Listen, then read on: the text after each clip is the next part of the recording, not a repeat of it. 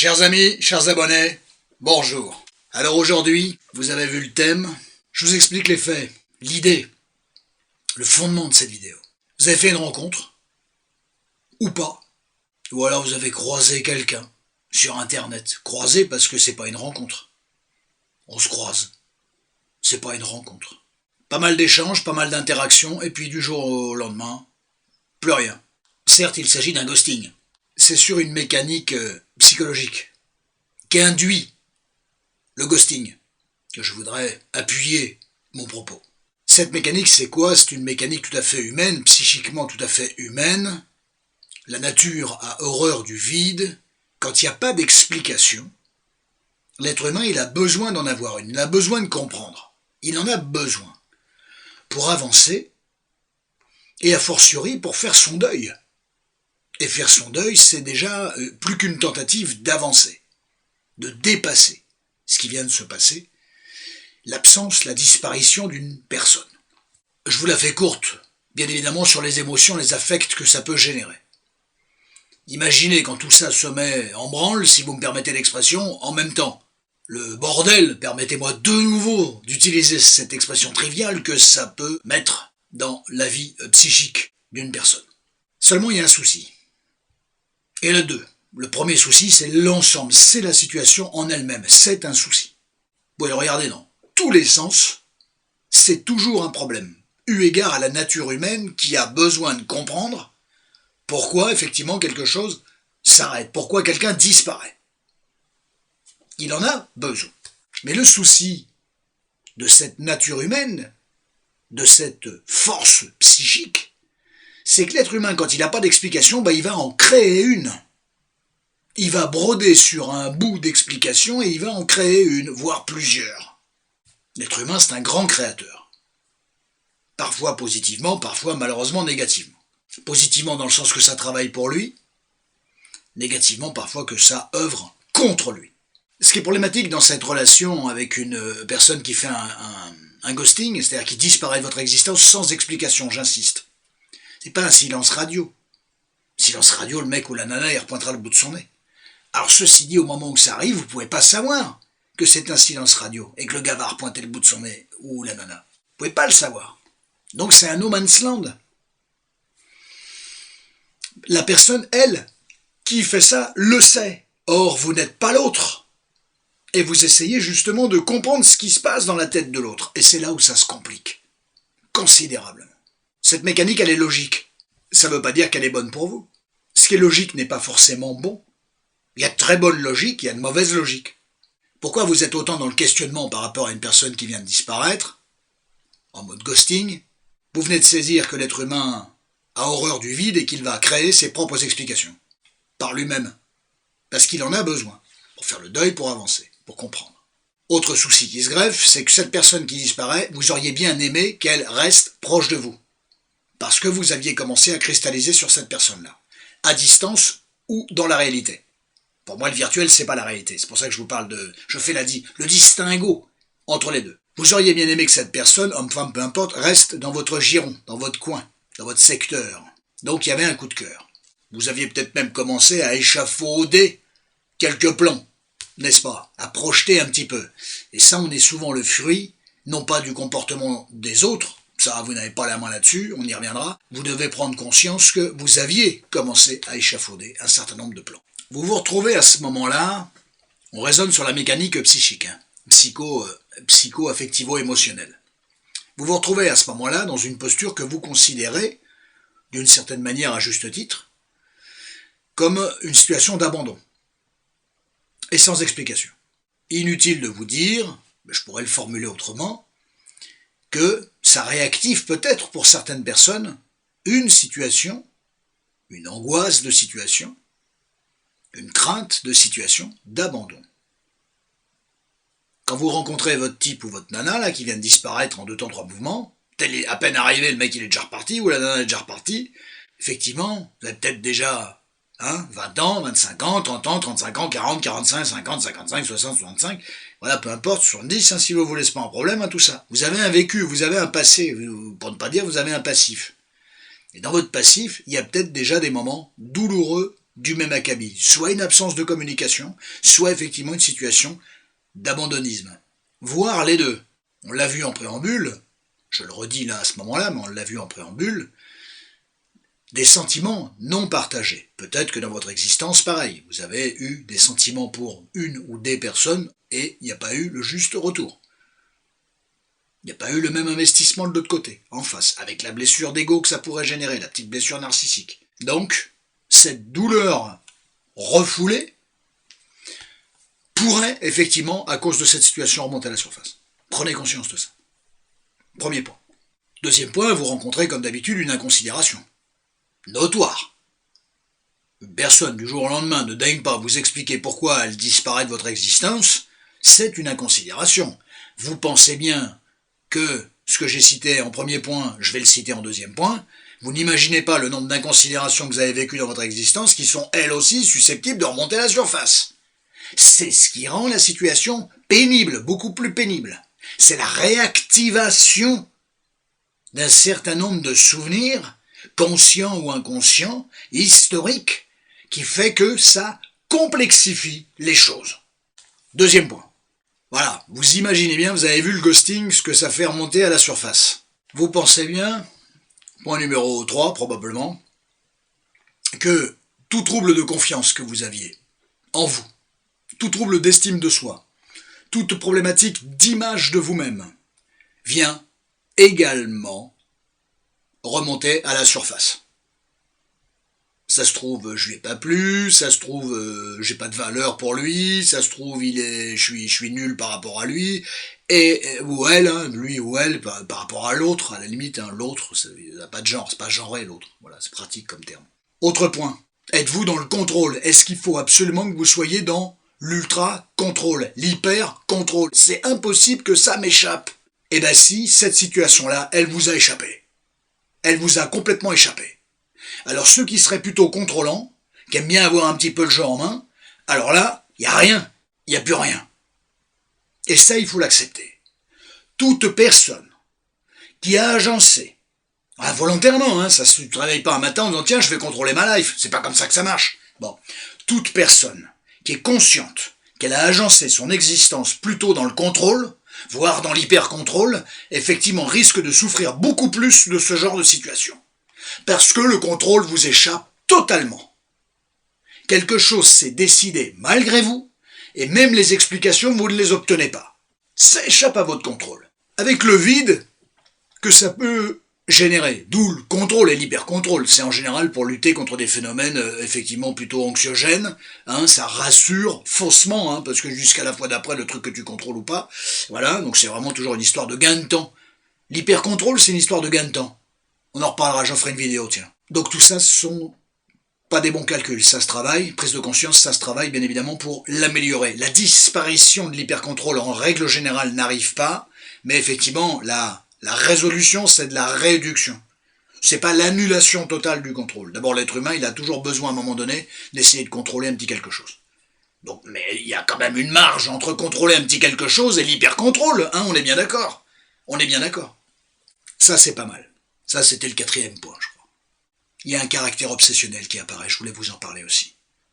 La rumination. Tout ça sont des caractéristiques que vous ne rencontrez pas au moment où ce gars-là rentre dans votre vie, ou cette nana rentre dans votre vie. Non, ce sont des caractéristiques que vous aviez bien avant.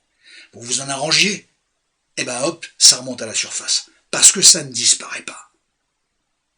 Vous voyez le nombre de problématiques que ça fait remonter à la surface, le ghosting d'une personne? Le nombre d'éléments cliniques qui effectivement gravitent dans votre tête et dans votre existence psycho, émotionnelle, affective, et qui effectivement reprennent d'une certaine manière leur bon droit, eu égard à une situation.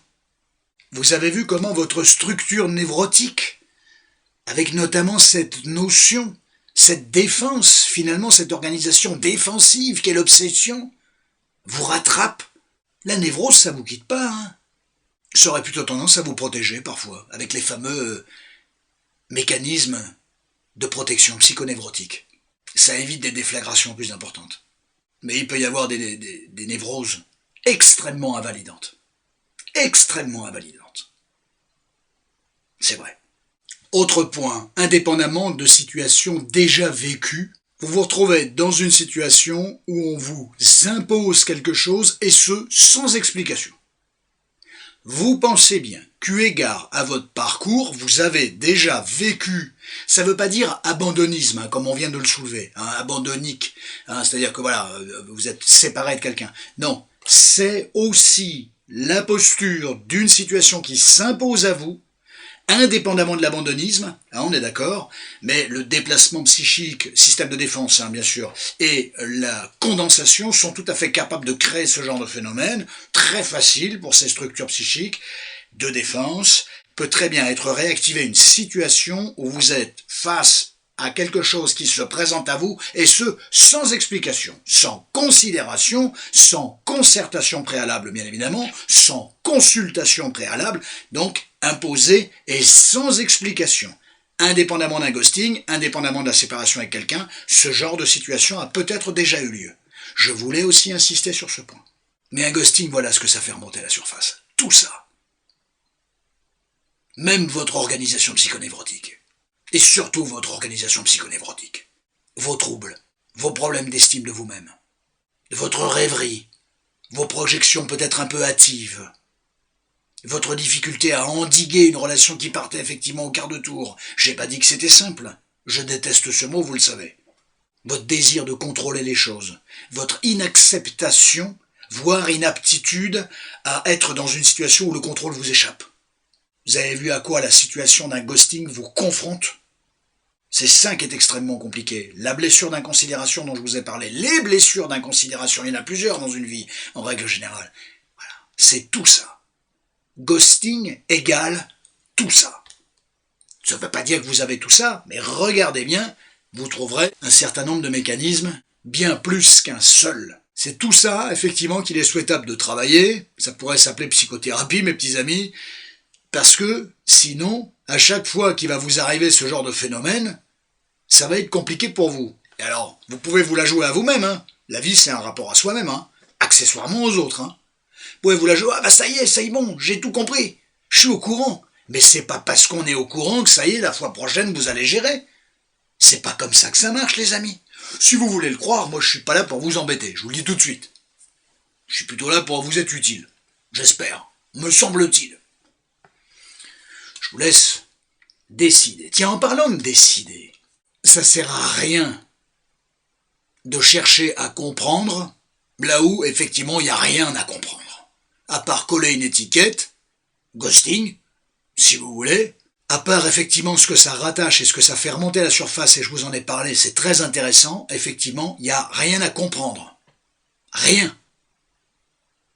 Un type ou une nana, présent, dans la réalité, factuelle ou virtuelle, donc dans le virtuel, a daigné à un moment donné se débarrasser de vous, vous n'aurez pas l'explication.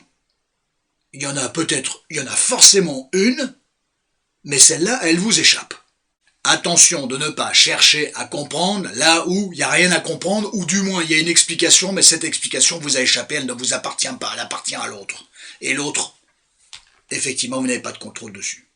Pourquoi il me semble souhaitable de ne pas s'accrocher à quelqu'un qui a fait effectivement un ghosting, malgré votre incompréhension et l'immense pénibilité que ça génère? Pas parce que tout simplement la personne pourrait jouer de votre immense contrariété. Donc je ne suis pas sûr que ça soit très utile. Vous pouvez le faire, hein, vous êtes tout à fait libre, mais je ne suis pas sûr que ça soit très utile et productif. Je ne suis pas sûr que ça soit bon pour votre propre image, de courir derrière quelqu'un qui vous a maltraité. Je ne suis pas sûr que ça soit une bonne chose de montrer ça, cette image-là de vous. Auprès de quelqu'un de bienveillant, oui. Auprès de quelqu'un plutôt malveillant, je ne pense pas. Vous n'avez pas normalement attendu que l'autre valide qui vous êtes, votre existence. Vous n'avez pas besoin de l'autre pour ça. Vous devez effectivement savoir par vous-même que vous avez une valeur, une existence, de bons outils, bonnes caractéristiques. Des petits défauts, des gros défauts, ça se travaille tout ça. Mais vous avez une valeur. Donc attention à toute dépendance de votre valeur qui est renvoyée au regard de quelqu'un. C'est toujours dangereux, extrêmement dangereux. Et les personnes, effectivement, qui ont Ces blessures de ghosting sont souvent des personnes qui avaient besoin du regard de l'autre, parce qu'elles ne parvenaient pas suffisamment à se soutenir avec leur propre regard. Il n'est pas question de sombrer dans le nombrilisme, on est bien d'accord, et de se cirer les pompes toute la journée, vous avez autre chose à faire, on est bien d'accord, mais d'arriver effectivement à se soutenir avec son propre regard et avec la valorisation que vous pouvez avoir de votre personne et des actions et du parcours historique que vous avez. Tant que vous n'aurez pas ça, ça risque d'être un peu compliqué pour vous. Donc attention à ça. Autre élément, c'est un argument, c'est une image, c'est une représentation, c'est une image métaphorique que je voudrais vous renvoyer, c'est un symbole. Puisque vous êtes le juge de votre existence.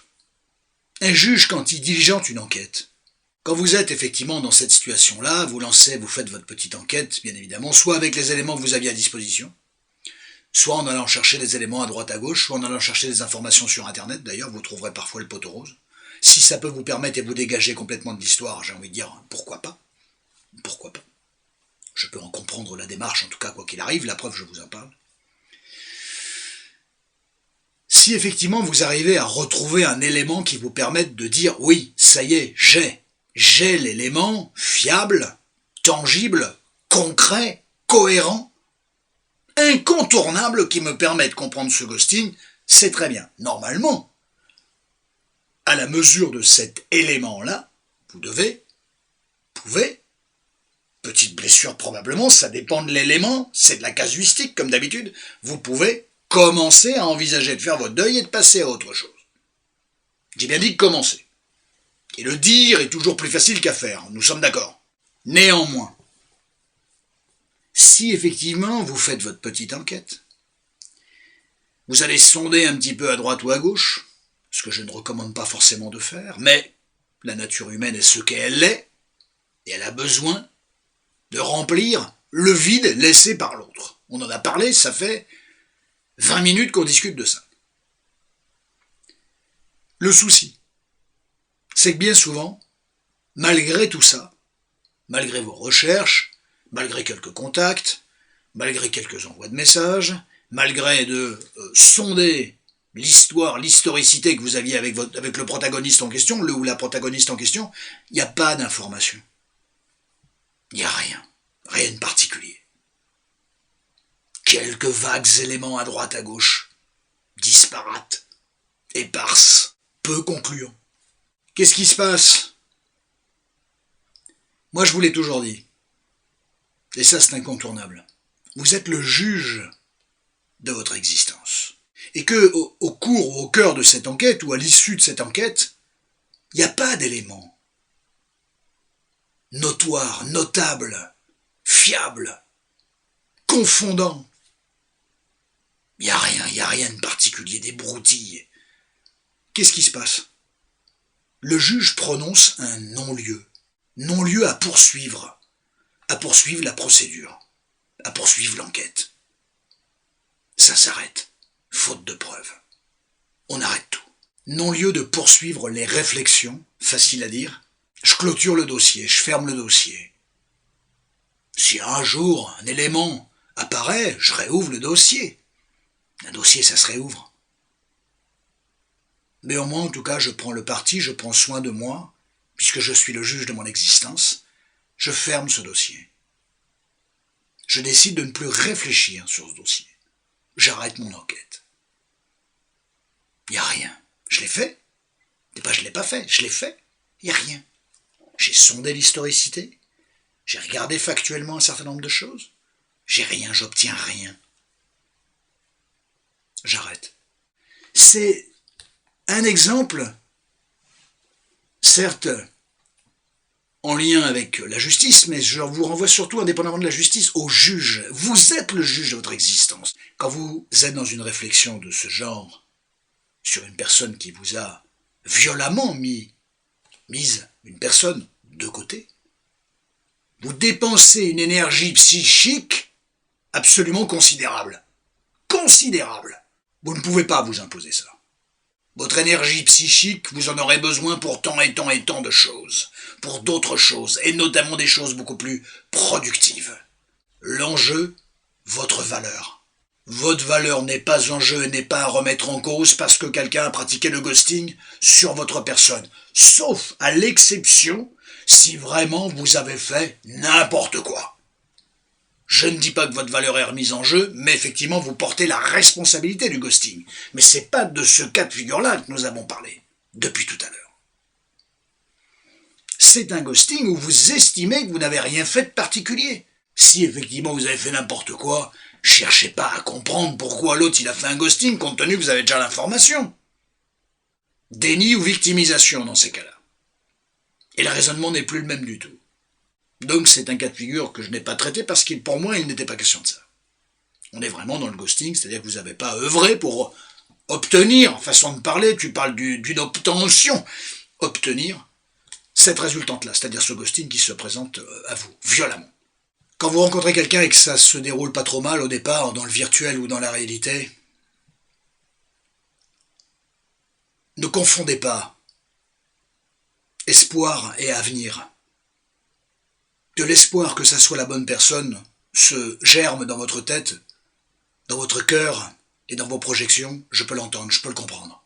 Rien ne dit, rien ne démontre et rien ne démontrera jamais que cette personne qui effectivement fait germer un certain nombre de choses plutôt agréables rencontre effectivement une concrétisation à l'avenir. Rien. Méfiez-vous de ça. Repensez-y. Mettez ça dans un coin de votre tête de manière permanente. Avancez le pied sur le frein.